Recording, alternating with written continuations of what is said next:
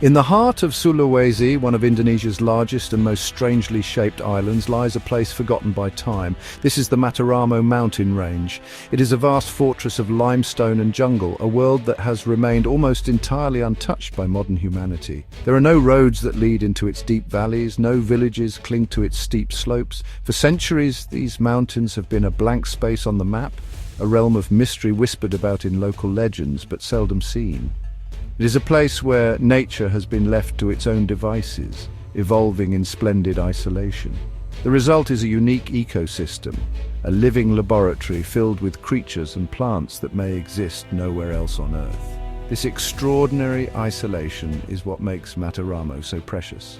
The mountains are a labyrinth of jagged peaks, hidden rivers, and deep, dark caves. The jungle is so dense that sunlight struggles to reach the forest floor. It is a challenging, almost impenetrable landscape, yet it is this very difficulty that has protected it. While the world outside has changed at a breathtaking pace, Matarombeo has remained a sanctuary. It is a window into a past that has vanished from almost everywhere else. To step into these mountains is to step back thousands of years, to a time when wildness reigned supreme and the world was a much greener, more mysterious place. The allure of such a place is honestly just irresistible to those who seek to understand our planet's natural wonders. What secrets does this lost world hold? What undiscovered species of animals and plants thrive in its secluded valleys? The local people who live on the fringes of this great wilderness speak of strange creatures and powerful spirits that guard the mountains. They know the forest in a way that outsiders cannot. They speak of the anoa, a tiny, elusive wild buffalo, a creature of myth and legend that is rarely seen. For scientists and explorers, the Matarombeo represents a final frontier, a chance to document a world before it is lost forever. And so the call of the wild was answered. An expedition was formed, a gathering of experts from different fields, all united by a single purpose: to explore the untouched wilderness of Matarombeo. They sought to map its hidden corners, to catalogue its biodiversity, and to listen to the stories the mountains had to tell. It was a journey into the unknown, a quest for knowledge in one of the last truly wild places on our planet. The team knew the risks were great, but the potential rewards, the chance to uncover secrets that could rewrite our understanding of life itself, were far greater. The adventure was about to begin. To unravel the mysteries of Matarombeo, a special group of individuals was assembled. This was not a team of treasure hunters, but of knowledge seekers. Each member brought a unique set of skills, a different lens through which to view this complex world. There was a geologist, eager to understand how these dramatic limestone mountains were formed over millions of years. A botanist was there to search for new species of plants, from towering trees to tiny, delicate orchids that might cling to the damp rock faces. They were all driven by a shared passion for discovery and a deep respect for the natural world they were about to enter. Among them was a naturalist, whose eyes were trained to spot the slightest movement in the undergrowth, and an ecologist who sought to understand the intricate web of relationships that connected every living thing in the forest. A spelunker, an expert in cave exploration, was essential for venturing into the dark subterranean world that lay beneath the mountains. And accompanying them all was an artist.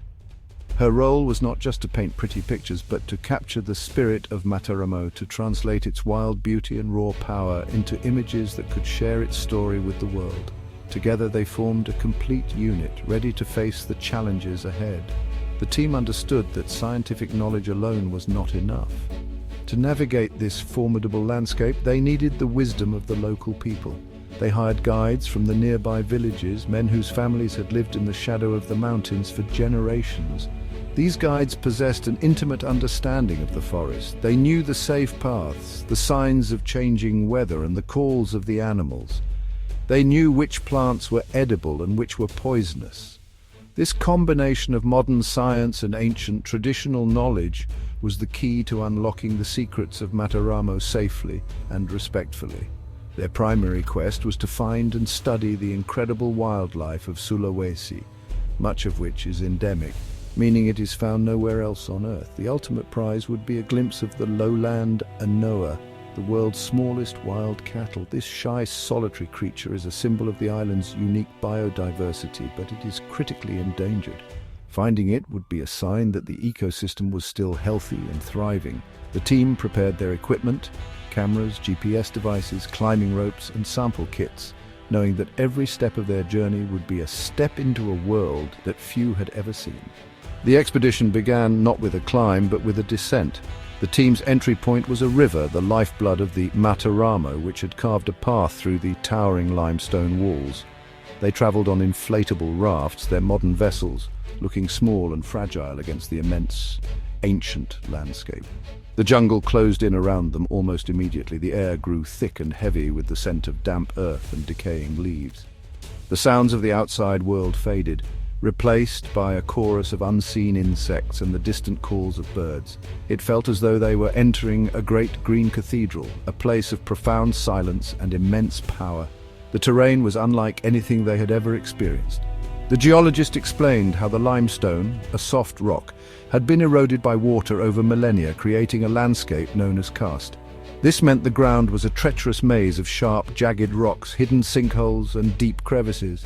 There were no flat surfaces. Every step had to be taken with extreme care. The team often had to leave the river and carry their heavy equipment through the dense jungle, hacking their way through tangled vines and thorny bushes. Progress was painstakingly slow, sometimes only a few hundred meters an hour. Their journey took them through a world of shadows and light. They navigated through vast cave systems where the river flowed underground, plunging them into complete darkness. Inside these caves, the spelunker led the way, his headlamp beam cutting through the blackness to reveal stunning formations of stalactites and stalagmites. These subterranean passages were corridors connecting different parts of the valley, but they were also places of great risk. The water levels could rise suddenly and without warning, trapping anyone caught inside. The team had to be constantly vigilant, listening to the subtle changes in the river's flow and the advice of their local guides. Each day presented a new set of challenges. One day, it was the relentless rain that turned the slopes into slippery slides of mud. The next, it was the swarms of biting insects that seemed to penetrate every layer of clothing. The physical and mental toll was immense. Yet with every hardship, the team's appreciation for Matarombeo grew. They were not conquering this wilderness, they were being granted passage through it. They were visitors in an ancient realm, and they moved with a sense of humility and wonder, constantly reminded of the raw, untamed power of the nature that surrounded them. The river was both their guide and their greatest adversary. For days it had carried them deeper into the heart of Matarombeo, its gentle currents a welcome respite from the arduous trekking. But the team knew the river's mood could change in an instant. The guides pointed to the sky, where dark clouds were gathering ominously over the distant peaks. They spoke of Banjir Bandang, a flash flood, a sudden and violent surge of water that could sweep away everything in its path. The air became still and heavy, and an unsettling quiet fell over the jungle, as if the forest itself was holding its breath in anticipation of the coming storm. The rain began as a light drizzle, but soon intensified into a torrential downpour. The river, once a calm, clear green, began to churn and swell, turning a menacing muddy brown. The current grew stronger, pulling at their rafts with a dangerous force. Ahead, the canyon narrowed, creating a series of powerful rapids. There was no turning back and no easy place to pull ashore. The team had no choice but to navigate the churning water. The roar of the rapids grew louder, a deafening sound that drowned out all attempts at communication. They held on tightly, their knuckles white, as the river tossed their small rafts about like toys. In the heart of the chaos, disaster nearly struck. One of the rafts, carrying the botanist and a large portion of their scientific equipment, was slammed against a submerged rock. The impact sent a jolt through the vessel, and for a terrifying moment it tilted precariously, threatening to capsize. The botanist was thrown off balance, clinging desperately to the side as the raging current tried to pull her into its grasp. Her teammate and a guide fought against the powerful water, struggling to stabilize the raft while reaching for their stranded companion. It was a frantic, heart-stopping scramble against the full force of nature. In that critical moment, teamwork and training took over. Another raft maneuvered skillfully alongside, and with a coordinated effort, they managed to pull the botanist to safety and secure the damaged raft before it was lost. Shaken but safe, they finally found a small, rocky outcrop where they could take refuge from the river's fury. As they huddled together, watching the torrent of water thunder past, they were filled with a profound respect for the power they had just witnessed. They had survived, but the experience was a stark reminder of their vulnerability in this wild and unpredictable land. They had faced the river's test, and for now they had passed. After the harrowing encounter with the river, the expedition continued with renewed caution. It was during a trek through a particularly dense section of the forest that the botanist made a remarkable discovery. Clinging to the trunk of a tall tree was a plant unlike anything she had ever seen before. It was a huge, bulbous structure, almost the size of a football, with a gnarled, warty surface. Small openings dotted its exterior, and from these holes a steady stream of ants marched in and out. This was a myrmecophyte, an ant plant, but it was a species far larger and more complex than any previously documented. The team gathered around in fascination as the botanist explained the significance of her find. This was not just a plant, it was a living fortress, a bustling city for ants. The plant provides a home for an entire colony. Its swollen base, known as a cortex, is riddled with a network of internal chambers and tunnels. Some chambers are smooth-walled, serving as nurseries for the ants to raise their young. Other chambers have a warty, absorbent surface. Here the ants deposit their waste and the plant absorbs the nutrients. It is a perfect example of symbiosis, a mutually beneficial relationship between two different species. The ecologist elaborated on this incredible partnership. The plant gives the ants a safe, custom-built home, protected from the elements and predators. In return, the ants act as the plant's personal army. If a herbivore, such as a caterpillar or a beetle, tries to take a bite out of the plant's leaves, the ants swarm out of their fortress and fiercely attack the intruder. They also help to keep the plant clean, removing fungal spores and other debris that could cause disease. This giant ant plant and its resident colony had evolved together, becoming completely dependent on one another for survival in this competitive jungle environment. The discovery was a profound moment for the expedition. It was a tangible piece of evidence of the unique evolutionary pathways that life had taken in the isolation of Matarombeo. The artist quickly began sketching the plant, capturing its strange form and the ceaseless activity of its ant guardians. This single discovery highlighted why their mission was so important. How many other new species with equally fascinating stories were hidden in these mountains waiting to be found? It was a powerful reminder that there is still so much we do not know about our own planet, and that places like Matarombeo are irreplaceable living libraries. The expedition's time in the Matarombeo Mountains eventually came to an end. They emerged from the jungle, weary and weathered, but with a treasure trove of data, samples, and unforgettable memories. They had mapped new cave systems, documented dozens of rare species, and had even managed to capture camera trap footage of the elusive anoa moving silently through the deep forest. They had found the giant ant plant and countless other wonders. Their journey had confirmed that Matarombeo was a hotspot of biodiversity, a fragile and precious ecosystem of global importance. But their discoveries also brought with them a sense of urgency. This untouched wilderness, which has survived for millennia, is now facing threats from the outside world. The demand for resources is relentless.